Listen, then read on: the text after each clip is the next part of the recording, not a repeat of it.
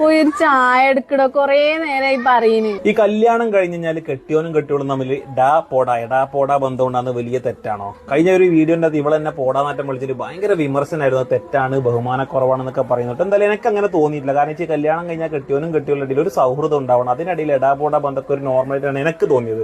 ഒരു പക്ഷെ പഴമക്കാരുണ്ടാക്കിയതായിരിക്കും ഇതൊക്കെ. കാരണം പണ്ട് കാലത്ത് വെച്ചാൽ ഉപ്പാവും മോളും കല്യാണം കഴിക്കുമ്പോൾ വലിയ പ്രായത്തിന്റെ വ്യത്യാസം ഉണ്ട്. 14-12 വയസ്സായ പെൺകുട്ടിയും 30-35 വയസ്സായ ആൺകുട്ടിയെ കല്യാണം കഴിക്കുമ്പോൾ അവനെ ബഹുമാനിച്ച് പോകും കല്യാണ ചെക്കനെ. അത് സ്വാഭാവികം.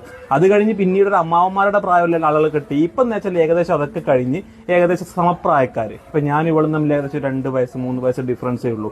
ഇപ്പൊ അതും ഒന്നും കൂടി അപ്ഡേറ്റ് ആയിട്ട് ഇപ്പോഴത്തെ കുട്ടികൾ ശരിക്കും ഒരേ ക്ലാസ്സിൽ ഒരേമിച്ച് പഠിച്ചവര് സമപ്രായക്കാർ തമ്മിൽ കല്യാണം കഴിക്കാണ്. അവരുടെ ഇടയിൽ നല്ല ഫ്രണ്ട്ഷിപ്പ് ഉണ്ടാവും. അവരുടെ ഇടയിൽ എടാപോടാ ബന്ധമുണ്ട്. അത് നോർമലാണ്. കഴിഞ്ഞ ദിവസം നാട്ടിൽ നിന്നൊരു ഡിവോഴ്സ് വാർത്ത വന്നു. ഭയങ്കര ഏട്ടാ മുത്തേ വിളിയൊക്കെ ആയിരുന്നു ഇത്രയും കാലം അവരുടെ ഇടയിൽ. സിമ്പിൾ ആയിട്ട് അങ്ങ് ഡിവോഴ്സ് ആയി പോയി. അപ്പൊ ഇങ്ങനെ സിമ്പിൾ ആയിട്ട് ഇങ്ങനെ ഭയങ്കരമായിട്ട് ബഹുമാനിച്ചുകൊണ്ടൊന്നും ഭയങ്കര ബന്ധമുണ്ടാണെന്ന് ഒരു നിർബന്ധമില്ല. എന്താണെന്ന് വെച്ചാൽ നിങ്ങൾക്ക് ഇതിനെ കുറിച്ച് പറയാം. ഈ എടാപോടാ കുഴപ്പമുണ്ട്.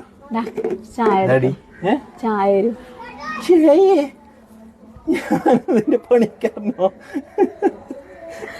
പോയി ഒരു ചായ എടുക്കടോ, കൊറേ നേരമായി പറയുന്നു.